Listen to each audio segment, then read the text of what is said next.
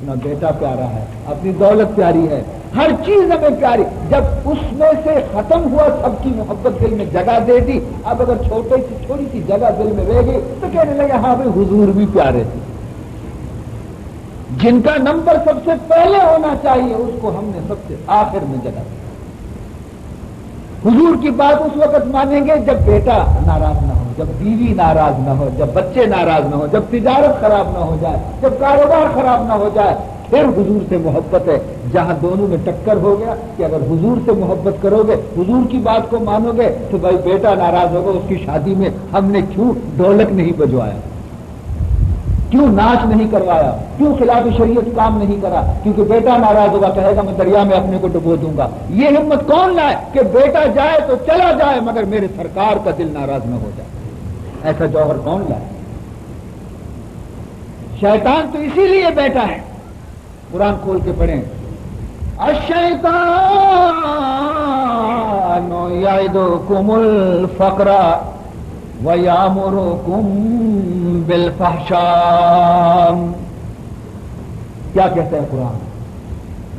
اللہ تعالیٰ فرماتے ہیں کہ جب کوئی نیک کام کرنے کے لیے کچھ خرچ کرنے کا موقع آتا ہے، بھائی یہ مسجد بنانی ہے، یہ مدرسہ بنانا ہے، یہ طالب علموں کی خدمت کرنی ہے، یہ کسی عالم کی خدمت کرنی ہے، یا فلانا نیک کام کرنا ہے، کسی یتیم کسی بیوہ کی مدد کرنی ہے، تو شیطان آ کے کان میں کیا پھونکتا ہے؟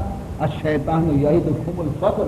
وہ آ کے تمہیں ڈراتا ہے، دیکھو بھائی ہمیشہ تندرستی نہیں، ہمیشہ جوانی نہیں، ہمیشہ پیسہ کمانا نہیں، آخر ایک دن بوڑھے ہو جاؤ گے، کام نہیں ہوگا، بسترے پہ پڑے رہو گے، یہ پیسہ تم یوں جوانی کے پیسے کمائے ہوئے خیرات کرتے پھرو گے، فاقے رہو گے، فاقے مر جاؤ گے، بھوکے مر جاؤ گے، تیرے بس پاس کچھ نہیں رہے گا.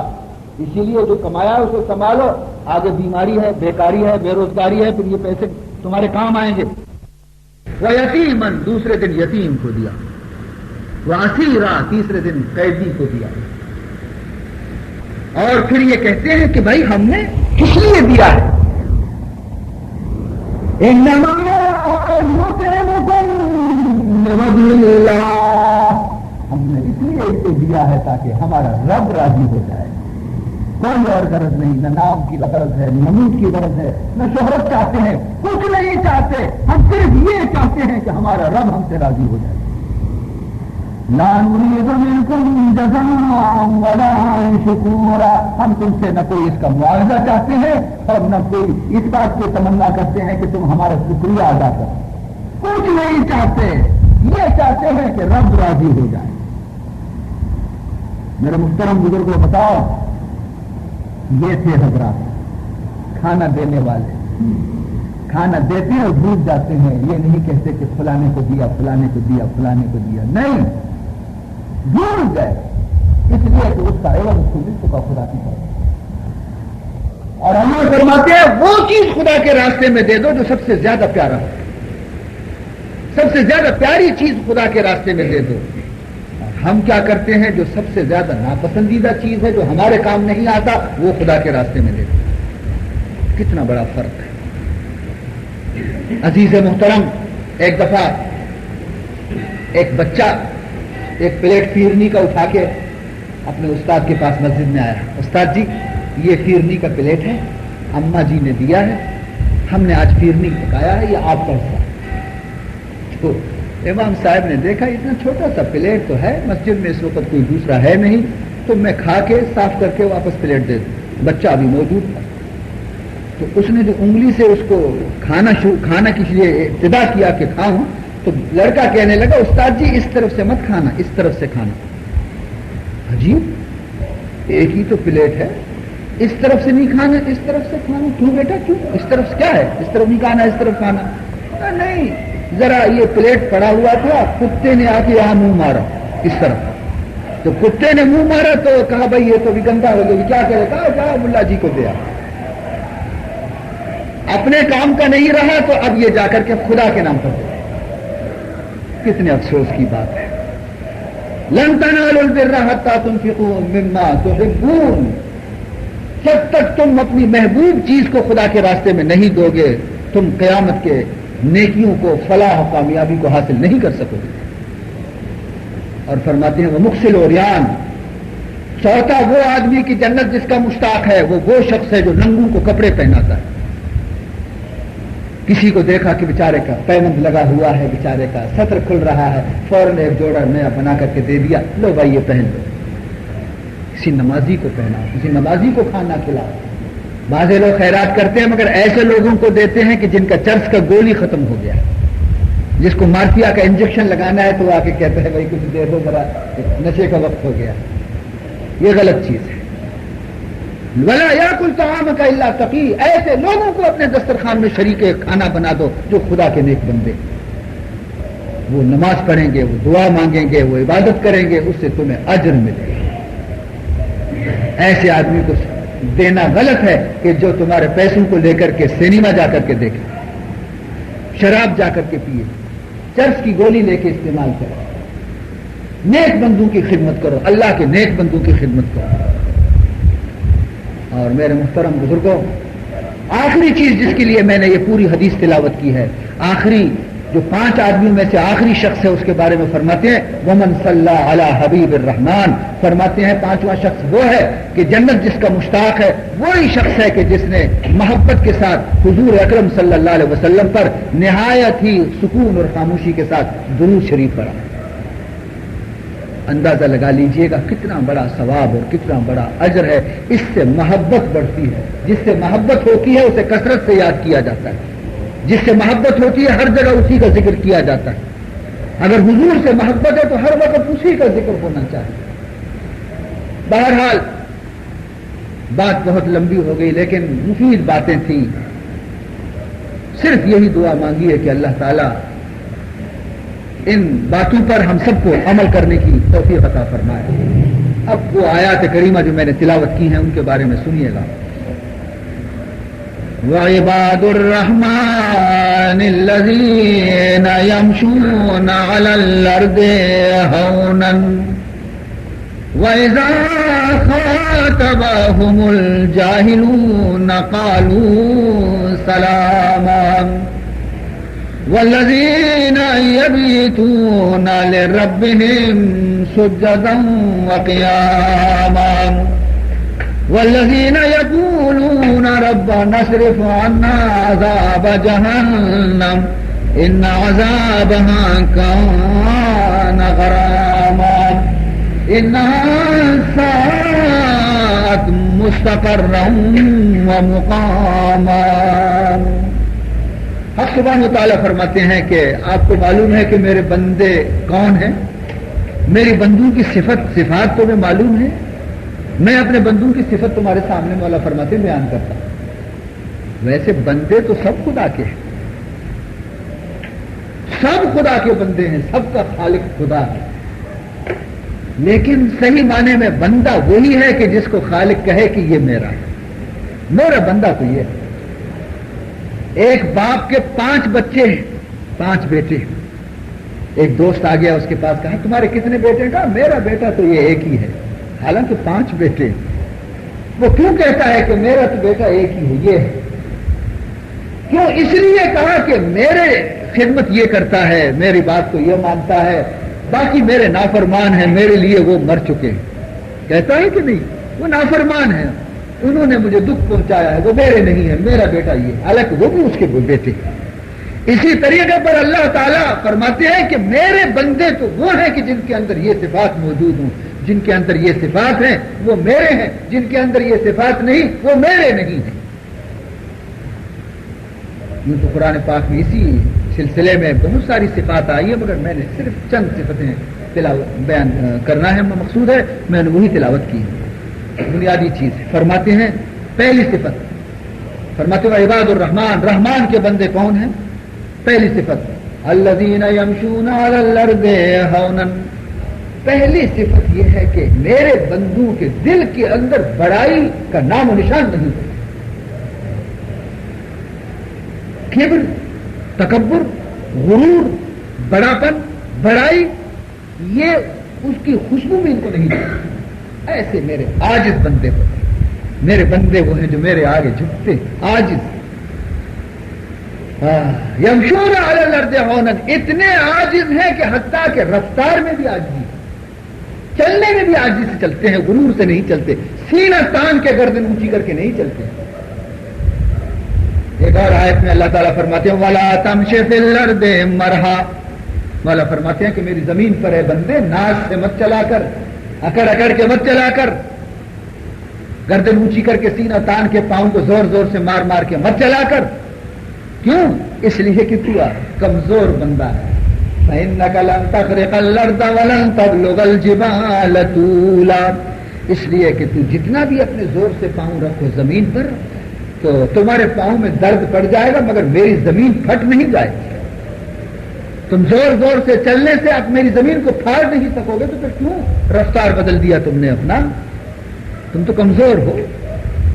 اور اسی طریقے پر گردن اونچی کر کے مت چلنا، وَلَن تَبْلُغَ الْجِبَالَ طُولًا، کتنی ہی گردن اونچی کرو مگر میرے پہاڑ تم سے زیادہ اونچے، اس کی اونچائی تک تمہاری گردن نہیں پہنچ سکے۔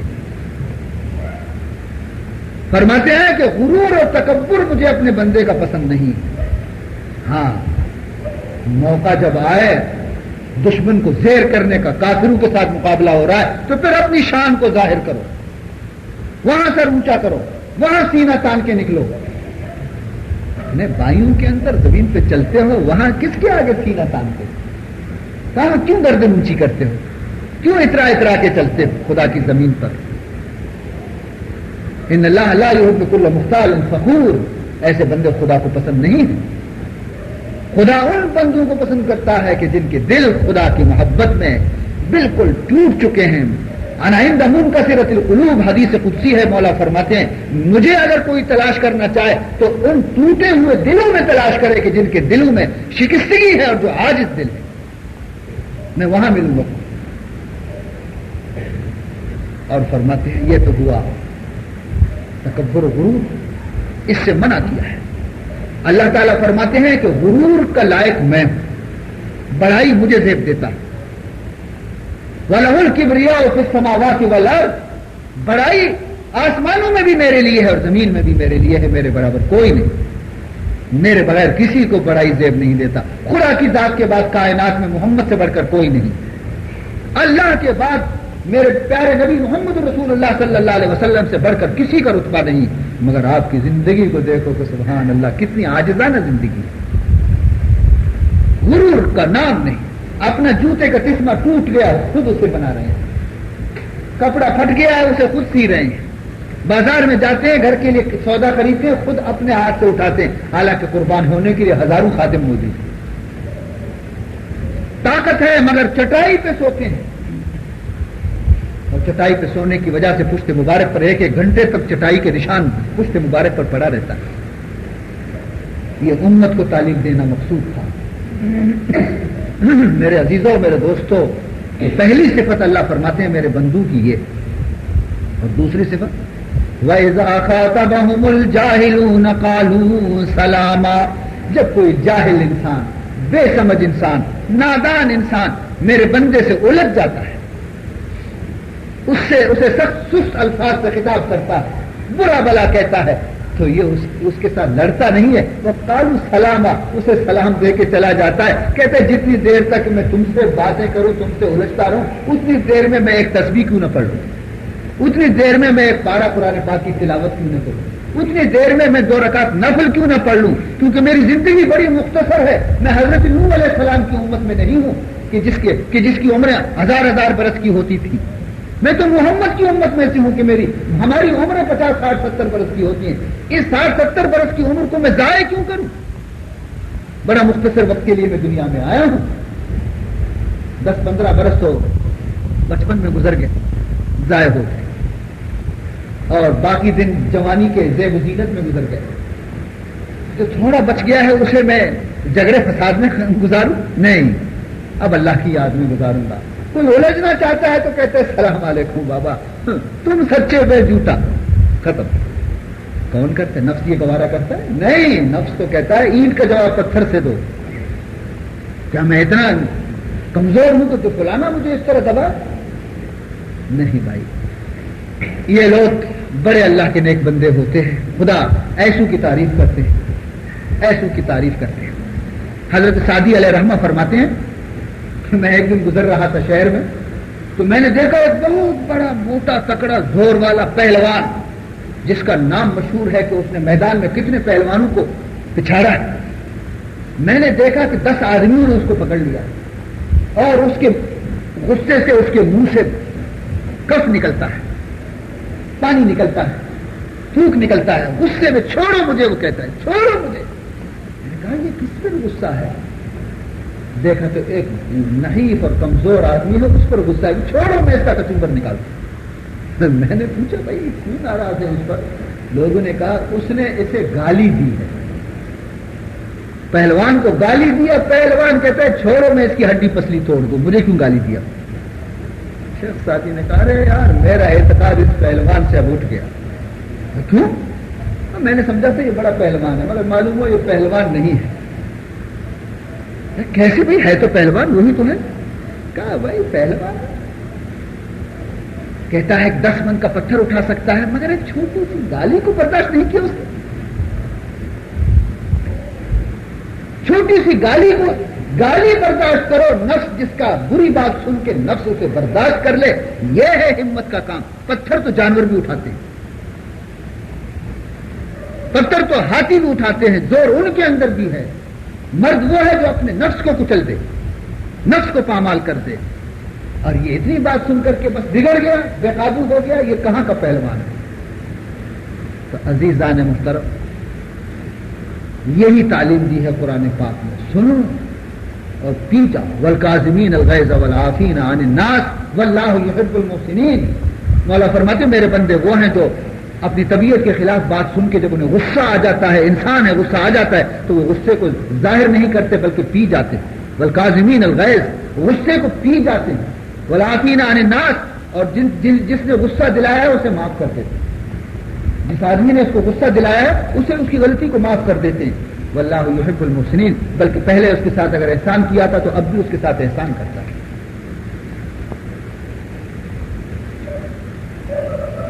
یہ دوسری صفت۔ اور تیسری صفت فرماتے ہیں والذین یبیتون لربہم سجدا وقیاما۔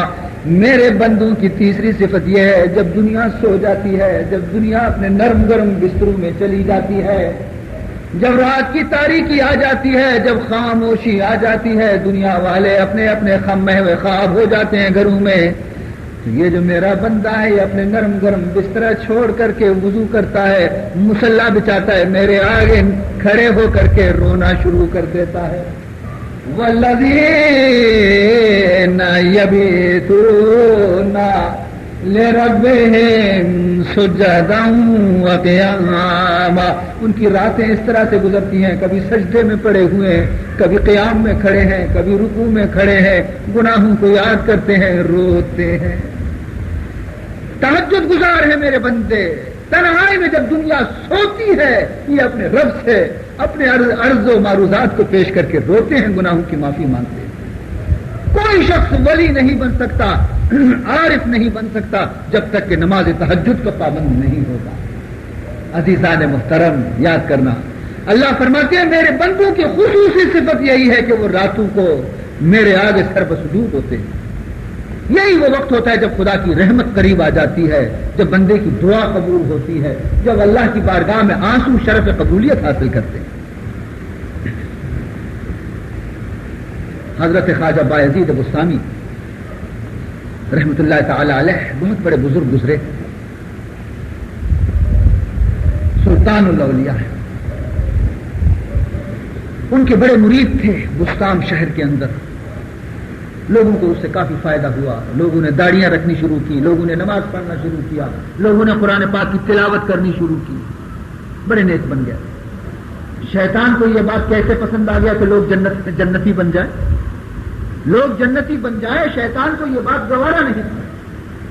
تو شیطان نے کیا کیا، ایک حسین بدچلن فاحشہ عورت کے کان میں پھونک دیا کہ فلاں شہر میں جاؤ، کمائی بڑی زیادہ ہے۔ وہ بڑی حسین اور خوبصورت حسینہ تھی، عورت تھی، بدچلن عورت تھی، بازاری عورت تھی۔ وہ بستام کے شہر میں اس نے آ کے ایک کوٹھی کرائے پہ لیا اور وہاں رہنے لگی۔ اور اپنے دلالوں کے ذریعے مشہور کرا دیا کہ بڑی حسین ہے اور ایک رات کی فیس اس کی 100 روپے. اس زمانے کی بات.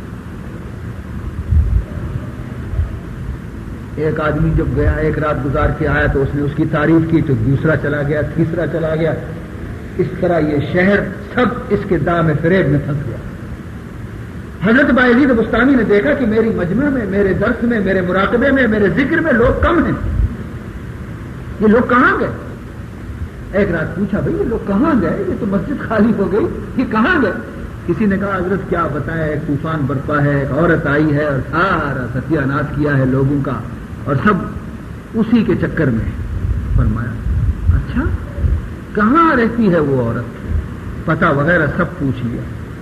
کہا کہ پھر یہ لوگ کیسے جاتے ہیں؟ کہا یہ تو بڑی اونچے درجے کی اپنے کو کہتی ہے. وہ تو کہتی ہے ایک رات ایک ہی آدمی میرے پاس ہے اور پوری رات وہاں گزارے, 100 روپے فیس لیتی ہے.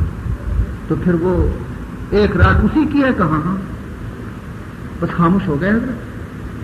اس فکر میں تھے کہ مجھے کہیں سے 100 روپے مل جائے.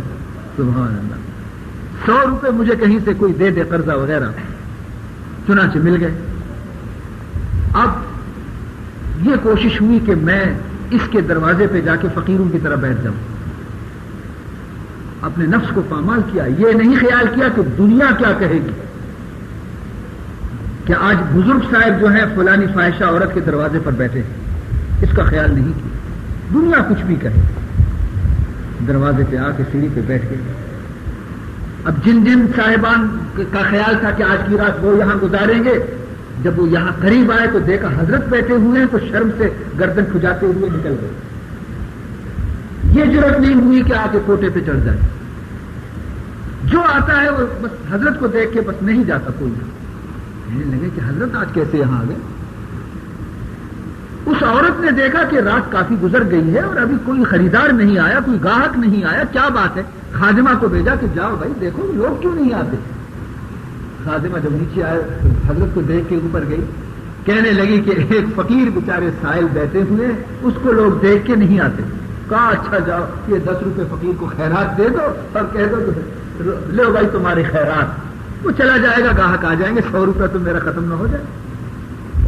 خادمہ نے آ کر کے 10 روپے پیش کیے کہ لو ہماری مالکن نے دیا ہے بابا سائیں, یہ تمہارا خیرات ہے.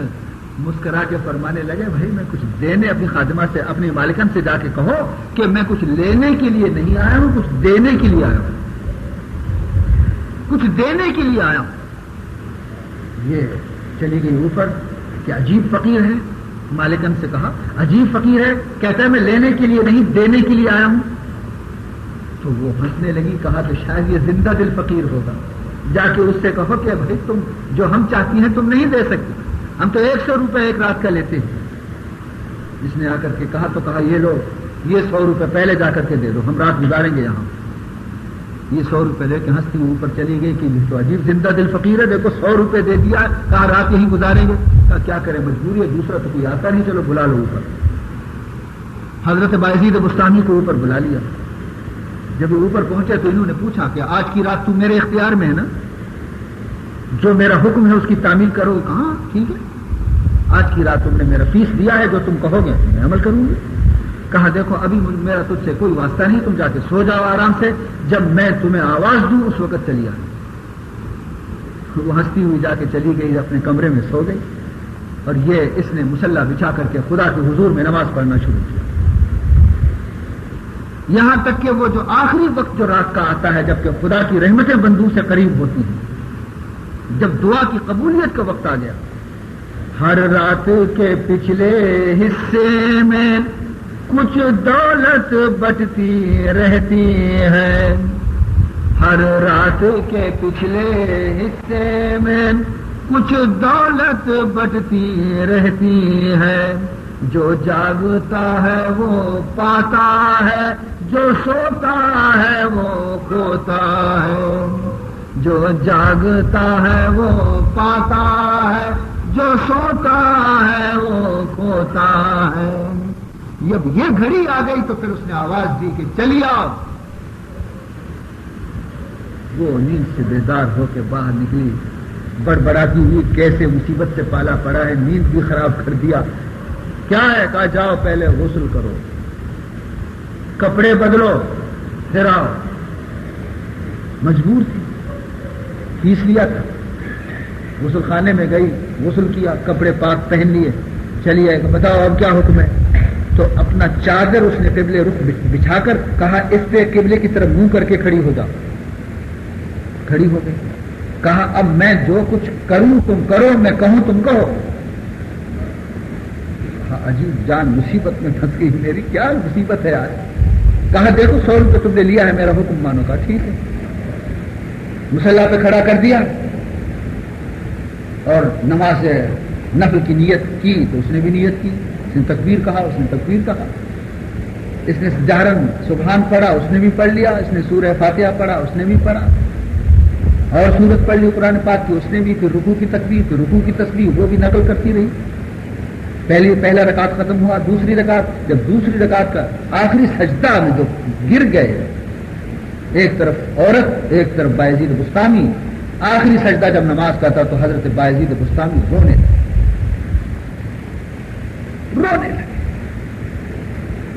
اور رو رو کے اس نے خدا کے حضور میں یہ عرض کیا، ہر چکارم بود آخر کرتا ماش، ہر چکارم بود آخر کرتا ماش، از زنا سوئے نماز آورتا ماش۔ مولا جہاں تک میرے بس کی بات تھی، میرے قدرت کی بات تھی، میری طاقت کی بات تھی، وہ میں نے کر دیا۔ آج کی رات میں نے اس کو زنا سے بچا کر کے تیری مصلی پہ لا کے کھڑا کر دیا، میرا اتنا ہی اختیار تھا، میں نے کر دیا، آگے تیرا کام ہے۔ ہر چکارم بود آخر کردماش، وزنا سوئے نماز آوردماش، بس رجوع قلب مولا کار ترام، بس رجوع قلب کار ترا، قلبها قلب طفیل مصطفیٰ، قلبها قلب طفیل مصطفیٰ۔ اے مولا اب اس کا دل کا بدلنا، اس کے دل کو تبدیل کرنا، دل کے اندر زنا کی نفرت پیدا کرنا، دل کے اندر اپنی محبت کو ڈالنا، یہ تیرا کام ہے، دل کا بدلنا تیرا کام ہے۔ میرا جو کام ہے وہ ختم ہو چکا، تیرا کام رہ گیا۔ مولا اپنے پیارے نبی کی صدقے میں اس کے دل کو بدل دے۔ بس یہ دعا ختم نہیں ہوا تھا کہ وہ خاتون سجدے میں رونے لگی، دل بدل گیا۔ دعا کی قبولیت کا وقت تھا، آنسو ہیں کہ بہ رہے ہیں۔ بایزید بستامی نے رونا چھوڑ دیا، مگر وہ عورت ہے کہ اس کے آنسو تھمتے نہیں، سجدے میں ہے، رو رہی ہے کہ خدایا مجھے معاف کر دے، خدایا میرے گناہوں کو معاف کر دے، خدایا میں اندھی تھی آج بینا ہو گئی۔ دل بدل گیا۔ اس کے بعد بایزید بستامی کے قدموں میں گرتی ہے اور کہتی ہے جزاک اللہ کے چشمم باز کر دی، جزاک اللہ کے چشمم باز کر دی، مرابا جان جہاں راز کر دی۔ اللہ تجھے جزائے خیر دے میرے مرشد، آج تو نے میری آنکھوں سے پردہ ہٹا دیا، میں اندھی تھی، تو نے میرے آنکھوں میں سے پردہ ہٹا دیا، بینائی مجھے دے دی۔ آج میں سمجھ گئی کہ میرا رب کون ہے اور مجھے کیا کرنا چاہیے، میں تیرے ہاتھ سے بیعت کرتی ہوں، توبہ کرتی ہوں۔ اس کے بعد جو اس نے خدا کی بندگی شروع کی تو اولیاء اللہ کی جماعت میں شامل ہو گئے۔ تو میرے محترم بزرگوں، جو کچھ خدا سے مانگنا ہے آدھی رات میں اٹھ کے مانگو، آدھی رات میں اٹھ کے خدا سے مانگو، پھر دیکھو کہ وہاں سے رحمت کا دروازہ کھلتا ہے کہ نہیں۔ مولا فرماتے ہیں والذین یبیتون لربہم سجدا وقیاما، ان کی راتیں سجدوں میں گزرتی ہیں، ان کی راتیں قیام میں گزرتی ہیں، ان کی راتیں توبہ میں گزرتی ہیں، ان کی راتیں آنسو میں گزرتی ہیں. یہ میرے بندوں کی صفات ہے. والذین یقولون ربنا اصرف عنا عذاب جہنم ان عذابها کان غراما انها ساءت مستقرا ومقاما. اتنے نیک کام کرنے کے باوجود، تہجد پڑھنے کے باوجود، خدا کے راستے پہ چلنے کے باوجود ان کے دل میں پھر بھی غرور نہیں. ڈرتے ہیں جب ہاتھ اٹھا کے مانگتے ہیں تو کیا کہتے ہیں؟ اے مولا میں بڑا گنہگار ہوں، جہنم میں مت ڈالنا مجھے. ربنا اصرف عنا عذاب جہنم، خدایا جہنم کے عذاب کو ہم سے دور رکھ مولا. وہ بہت سخت عذاب ہے. یعنی پھر بھی ڈرتے ہیں کہ کہیں جہنم میں نہ ڈال دیے جائیں. اپنی عبادت پہ نازاں نہیں ہیں، اپنی عبادات پہ، تہجد پہ، اپنی بندگی سے ناز نہیں کرتے کہ ہم جنت کے ٹھیکیدار بن گئے. نہیں، ڈرتے ہیں کہ خدایا ہمیں جہنم میں نہ ڈالیو، جہنم سے ہمیں بچائے. دعا کیجئے جو اللہ تعالیٰ اس مجلس کو قبول فرما لے. اور یہ جو شادی